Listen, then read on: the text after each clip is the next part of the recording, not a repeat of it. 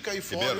Eu queria guardadas as proporções. O comentário é fácil, ele chega a ser até meio primário. É óbvio que quando você passa por um adversário que está voando numa competição, se ganha moral. Só que o risco do Grêmio ser eliminado é muito grande. Claro, então, vamos pegar primeiro o Garcilaso, vamos pegar o Palmeiras, se der também, se fosse o caso. Vamos ir ao Olímpia antes, vamos seguir essa linha. Para pegar o Atlético numa final. Você sabe muito bem que às vezes, depois de um grande tombo, vem a redenção. E guardadas todas as diferenças... Às vezes vem outro. Sim. Às vezes vem outro. O Palmeiras, por exemplo, precisou tomar uma chapuletada de 6-2 do Mirassol para ressurgir das cinzas, né? Une o grupo, faz parte. Mas o Palmeiras, a gente sabe que tem prazo de validade na Libertadores, né? A gente sabe, o Palmeiras tem prazo de validade, mais uma fase, duas no máximo e deu. O Palmeiras tem os tubos ligados, que a qualquer momento vão puxar os tubos e ele vai morrer. Não, já é uma vitória, parabéns, o Gilson Klein, o treinador, né? Parabéns, classificou o time na primeira fase, uma medalha para ele, encerrou aqui. O Wagner fez a leitura interessante e verdadeira sobre Libertadores da América e como ela é, no que diz respeito à separação, que é muito forte entre a fase de grupos e o que vem depois. Vou dizer mais, o Boca Juniors em 2007 e o Santos em 2011 estavam jogando menos do que o Grêmio está jogando nessa primeira fase da Libertadores e foram campeões da competição. Muda tudo depois. Deixa eu lembrar o Vélez Quando Sárcio. vai para o mata-mata, muda tudo. O Vélez da Argentina em 2006, O ano que o Inter quando o Inter foi foi campeão, o Vélez foi o melhor time. Morreu em seguida. Não, mas eu quero só discordar do Fabiano em relação ao Santos, tá? O Boca tudo bem, o Boca fez uma primeira fase horrorosa, mas o Santos não estava jogando menos que o Grêmio está jogando agora. O Santos classificou com calça. Tá bem, mas não estava jogando ou menos, como desempenho. Agora eu acho, o meu temor desse jogo lá contra o Huachipato no Chile, meu nome da cidade mesmo, Wagner Martins, que você vai passar Concepción. lá Concepción. Não, mas a cidade é Concepción? Tem outro nome, tem um nome difícil. Techu não sei o que, uma coisa assim. O Paulinho vai nos ajudar lá. Eu li isso. Talcahuano? Talcahuano. Talcahuano. É o local do estádio, né? Aliás, o estádio tem capacidade para 10.500 torcedores. Não vai ter nem metade disso. Acho que os torcedores do Huachipato fazem reunião numa moto. O Meneghetti, o Huachipato estava morto, renasceu. O Huachipato estava desclassificado, estava fora da competição. Tudo com o estádio vazio. De repente entregaram para o Huachipato a seguinte notícia: sabe, vocês estavam mortos na Libertadores da América, né? Pois é, agora é o seguinte: se ganhar do Grêmio, vocês estão na próxima fase. Eu tenho temor, essa combinação de resultados que aconteceu, temor, se o Grêmio tivesse perdido o Fluminense, o Grêmio teria que jogar pela vitória. Em tese é mais difícil, é óbvio. É o Luxemburgo jogando para administrar o empate. O Luxemburgo foi assim enfrentar o Milionários na Copa Sul-Americana do ano passado e levou uma chapuletada. Mas o Wagner fez essa pergunta para o Luxemburgo na coletiva pós-Fluminense e ele disse que não, né? Ele disse que, eu perguntei, vai jogar para empatar? Ele disse, não, nós temos dois resultados para jogar, empate e vitória. Contra o Milionários. Ele tomou 3. Mas é que lá contra o Milionários o que aconteceu foi o seguinte, Meneghetti, o Grêmio foi para cima, fez 1-0, eu estava lá, fez 1-0, e aí o Grêmio cansou no segundo tempo e não teve perna, teve que se jogar lá para trás e aí tomou a pressão e perdeu o jogo. Esse defeito o Luxemburgo não tem, Meneghetti. O Luxemburgo, sabe quanto? O Paulo Pires pode confirmar pra gente. Eu acho que o Grêmio nessa temporada tem 2 empates só. 2 ou 3 empates. O Luxemburgo ele não tem esse defeito. Ele vai pela vitória. Perde bastante por estar sempre brigando pela vitória. Mas ele não luta por empate. Embora o desenho do time, tá? Com o Elano fora, lesionado, e o Marco Antônio também provavelmente fora, o desenho do time pode ser com 3 volantes. Adriano, Souza e Fernando e Zé Roberto. Mas tu tem que ver as características dos volantes. Zaga Bressan, né? Bressan na vaga do Cris. Mesmo que tenha Adriano, Souza e Fernando, tu tem que considerar a característica do Fernando, que é uma característica muito próxima a de um terceiro homem de meio campo, por movimentação, qualidade, para encostar no Zé Roberto. Eu não posso estabelecer que é defensivo porque vai ter 3 volantes. Sim. É que tem o Fernando. O Ribeiro fez cara feia quando eu falei do Bressan, né? Hoje, se a gente comparar, tecnicamente falando, melhor que o Cris. O Bressan tem um 2013 muito bom. O Bressan apareceu do nada, veio do Juventude, ninguém sabia quem ele era e ele apareceu quase sempre bem. Contra o Fluminense ele teve uma falha. Uma falha importante, mas teve uma falha. O Bressan é um bom zagueiro, é hoje melhor que o Cris. Eu ainda acho que olhando esse ranqueamento aqui, tá? A ordem, assim, passar por rapidamente o Atlético, a ordem dos classificados hoje. Primeiro seria o Atlético, menor campanha, vai ser a menor campanha o Atlético. Olímpia, Corinthians, Vélez, Santa Fé, Nacional, Palmeiras, Fluminense, Tijuana. Eu acho que o campeão da Libertadores, o Grêmio pode ser a exceção se ganhar esse jogo e somar 3 pontos e subir um pouco. Não está nem no primeiro colocado, não é nem o Atlético, nem no segundo Olímpia, ele está nesse bolo aqui, entre Corinthians, Vélez, Nacional, acho que ele está nesse meio aí dos classificados. O Grêmio pode ser a exceção. O Grêmio somando 3 pontos, quem sabe não vai se juntar. Essa turma vai para 10. Até pode se juntar ali, pode ficar junto com Palmeiras, um pouquinho atrás de Santa Fé e Nacional. Eu acho que o Atlético Mineiro não é o meu favorito, em que pese esteja jogando uma bola muito redonda. Porque para mim os favoritos são Atlético Mineiro e Corinthians. Eu também acho. Especialmente o Corinthians pela solidez do time, tá? Como time, o Atlético Mineiro por jogar bonito e mais. É muito forte no Independência. Eu ficaria com Corinthians e Vélez. O Atlético não perde no Independência, é muito difícil. Teve um momento depois do jogo contra o Caracas, aqui em Porto Alegre, o Grêmio veio de 2 vitórias importantes que a gente colocou o Grêmio nesse bolo, nessa turma. Na turma dos que brigavam pelo título. O Grêmio, depois disso, não conseguiu mais repetir bom futebol. Acho que saiu dessa turma.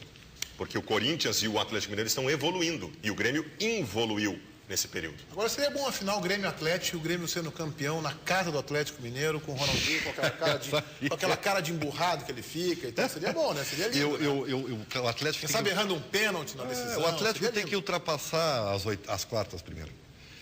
O histórico do Cuca e Vitor eu lembro do histórico do Abel Braga, que só ganhava vice-campeonato, do Celso Roth, que nunca ganhava um título. Eram esses os históricos também. Tu lembrou 2 títulos Inter.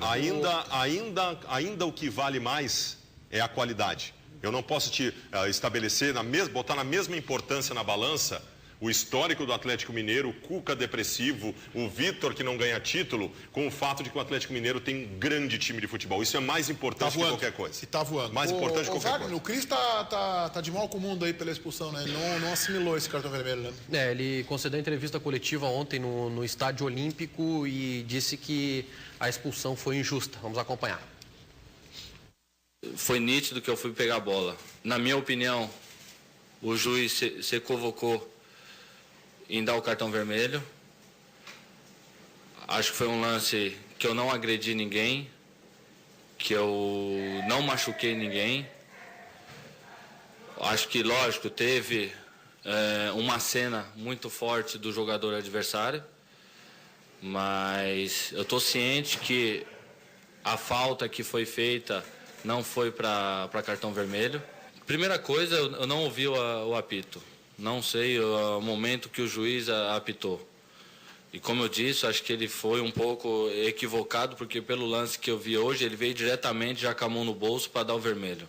Eu estou acostumado, eu vivi 9 anos na Europa, estou acostumado. Lá, normalmente, os juízes não marcam faltas bobas, deixam o jogo correr. O juiz, antes de dar um cartão amarelo ou um cartão vermelho, primeiro ele analisa o jogador caído para ver a gravidade da falta, e aí ele vai julgar o jogador que fez a falta. Então, Cris, nós vamos começar a eliminar os árbitros do futebol, vamos colocar médico para apitar os jogos. Isso não é verdadeiro, Cris. Essa não cola, ó. Essa aí não cola, não é verdadeiro isso. Que na Europa se faz isso. Que na Europa se deixa o jogo correr mais, é verdadeiro. Que não se marca qualquer faltinha, é verdadeiro. E vou concordar com o nosso analista de arbitragem ontem aqui, o Chico Garcia, disse na Rádio Bandeirantes também, que o lance não era para cartão vermelho, era um lance para cartão amarelo. Mas é um lance discutível para cartão vermelho. E quando o jogador faz 3 faltas no mesmo lance, num jogo tenso, o árbitro ainda por cima, aqui entre nós, a gente sabe que esse árbitro é ruim. E o jogador tem que saber que árbitro está comandando o espetáculo. Ele tem que ter noção disso. Aquele árbitro tem seguro e é ruim. O lance era para um cartão amarelo, mas se o jogador faz uma falta para cartão amarelo, o risco é o árbitro se passar, como se passou, e dar o vermelho. Agora, essa de que na Europa, o juiz quer saber como é que está o jogador, mas vem cá, então para o jogo, faz o exame médico, faz uma radiografia, faz um eletro, quando for um lance mais grave, e aí, bom, o diagnóstico é esse, tá, cartão vermelho ou cartão amarelo. Não é assim, não tem nem tempo para isso. Falta de aviso não é, tá, Ribeiro? Porque os jogadores do Grêmio, antes do jogo contra o Fluminense, no Rio de Janeiro, lá no Rio tiveram uma palestra com o Carlos Eugênio Simon sobre todas as características de todos os árbitros, dos principais árbitros da Libertadores. Ele fez 3 faltas no mesmo lance, ele correu o risco. Foi injusto a expulsão? Foi, mas ele correu o risco. Ele assumiu o risco quando não precisava assumir. Eu acho que ele foi imprudente. Porque uma falta no meio de campo, do jeito que é, e ele experiente, ele correu esse risco, como eu te falei. Foi imprudente e pagou pela imprudência. O que para um jogador experiente como o Cris é inaceitável. Ele foi irresponsável. E ontem ele reclamou que estava sendo chamado de irresponsável por alguns. Então, para deixar bem claro para o Cris não é irresponsável. O Cris teve uma atitude irresponsável no jogo contra o Fluminense. Muito bem, diga lá, senhor Francisco Ribeiro. Eu fico muito feliz quando eu dou boas notícias para o nosso telespectador, viu, Meneghetti? Que legal, né? Então aqui, ó, você que está louco para ter um computador em casa, pode sair da torcida e começar a aquecer. O amigo Intel se juntou com o Festival Eletroeletrônico do Big e fizeram a seleção de ofertas para quem quer comprar o seu primeiro computador. Assim você acompanha o seu time na marcação cerrada e não perde nada do que está acontecendo no clube ó do seu coração.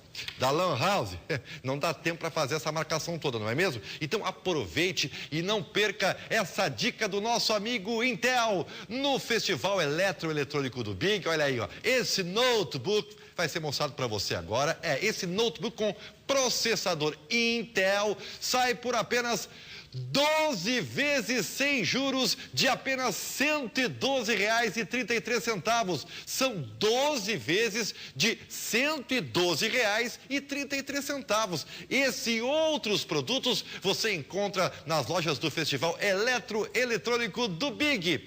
Amigo Intel, o amigo que ajuda você a ter o seu primeiro computador, Meneghetti. Gostei muito da pronúncia do notebook. Notebook, muito bem. Ô Wagner, o Inter está contratando ou não o Y?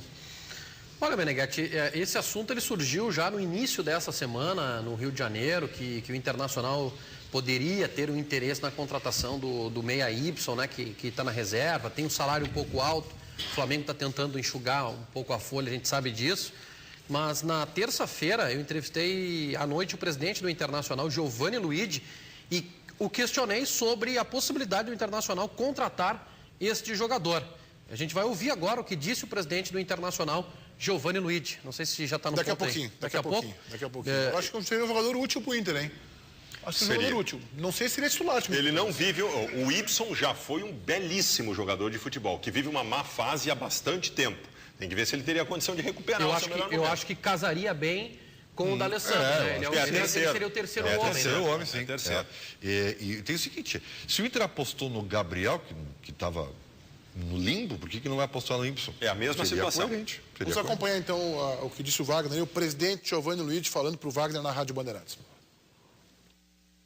O nome do Y foi comentado hoje no centro do país, presidente. O Inter tem interesse nesse jogador? Não, esse é um jogador que não virá para o Internacional.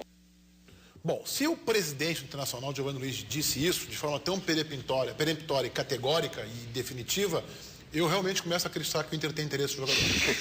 Eu realmente passo a acreditar que o Inter tem interesse. Não estou dizendo que vai vir. Porque o presidente costuma dizer que vai para lá e vai para outro lado. Não, o estádio Beira-Rio eu tenho que lembrar essa história. Vai ficar aberto até setembro. Só fecha nos últimos 3 ou 4 meses para a troca do gramado. Mudou completamente o cronograma. Não deu nenhuma explicação para o torcedor. Não está nem aí, dá de ombros para o torcedor. Então eu começo a acreditar que o Inter tem ao menos o interesse. O presidente Giovanni Luigi era vice-presidente de futebol do Internacional e eu cobri um jogo do Inter contra o Palmeiras em São Paulo.